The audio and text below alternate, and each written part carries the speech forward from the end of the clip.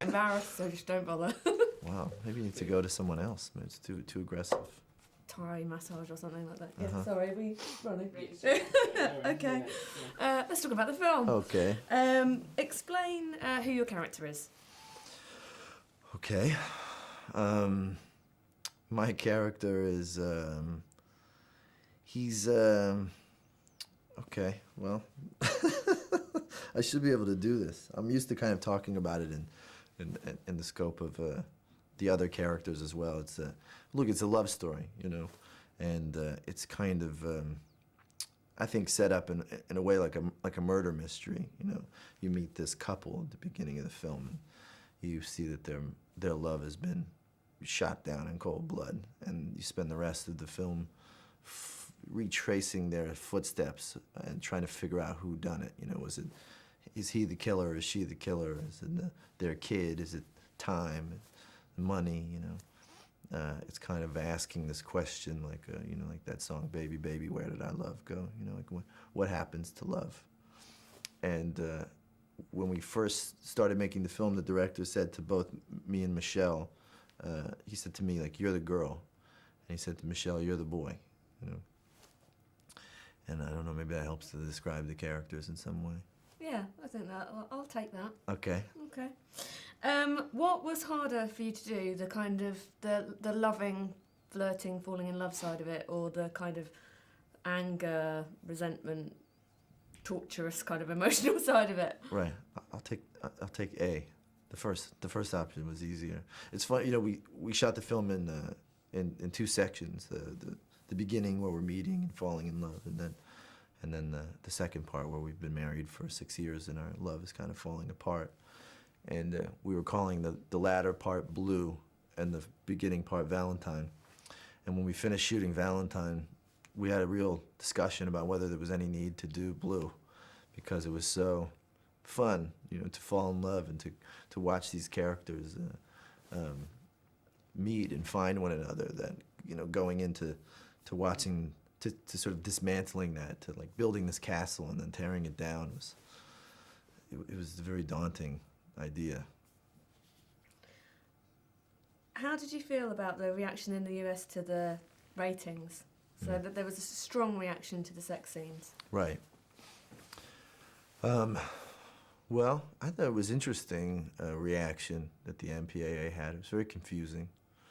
That seemed like it was a real double standard, you know, considering that if the roles were reversed in the sex scenes, you know, that if the man had been on the receiving end of what was happening in that scene, there was lots of evidence of our ratings in that case, you know. But so it seemed, yeah, it was just very confusing, you know. I think there's a real problem in that rating system, and you know, I think we're happy that it's been overturned in our case, but I think that it's a bigger issue than our film, and I'm happy that the film was involved in starting a dialogue about that rating system. And how do you feel about the Oscar buzz around the film? I mean, when you're a small movie, it's so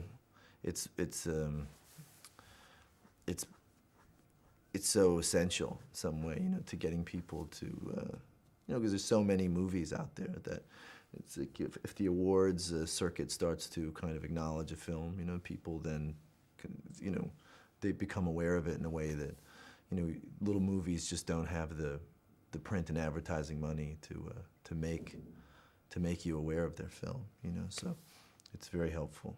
Is it like the best advertising campaign in the world type thing? It is, it's very helpful. Now, how does it feel to see yourself aged up? Is it weird? Yeah, it's weird. I like that kind of stuff, though. I like some kind of sick fascination with it. What's it like when you look in the mirror? Do you feel like you're looking into the future, or? Yeah, it's interesting. Like the whole. I mean, that's like one of the interesting parts of acting. Is like when if you really go for it, you know, it can be very confronting. How do you feel about growing old in general? Is it you fighting it? Are you planning Botox and plastic surgery? I like it. I like getting older. You know, I just turned 30, and I don't know. In some way, I feel like I'm finally the age that I always was, or something. You know. So it's been good. I've enjoyed it so far. It does seem to me that aging in the movie business is kinder to men than women, whereas women have to kind of stay clinging on to looking as young as possible for as long as possible. Mm-hmm. Do you feel the same? I don't know. I mean, yeah. I mean, this.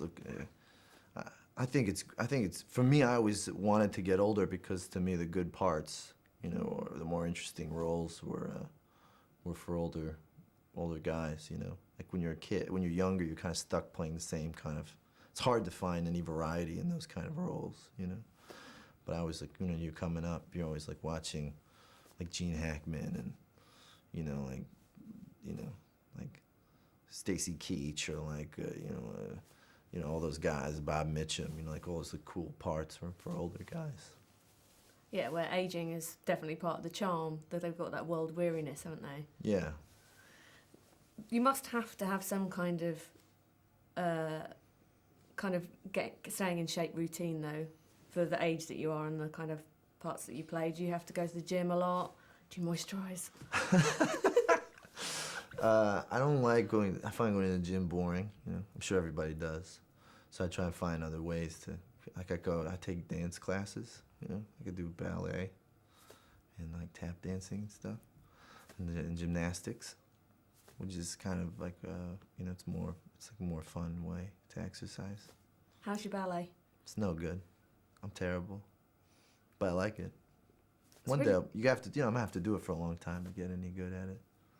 And it's quite painful as well. It's painful. I'm not very flexible, and I have I take in this class that I take. It's like a group class, and it's all ages. And there's like these two girls that are like 8, and we have to share a bar, you know, because like they're small, you know. So they pull out a special bar and put it in the middle of the room for us to do the bar work.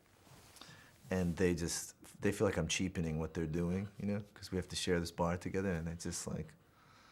They can't wait for me to get out of their class. It's like, who's this old guy on our bar? And why is he here? It's terrible. That's brilliant. I like that. I like the pop-up bar. Oh, yeah. Yeah, because I do a bit of ballet and Do you dancing. really?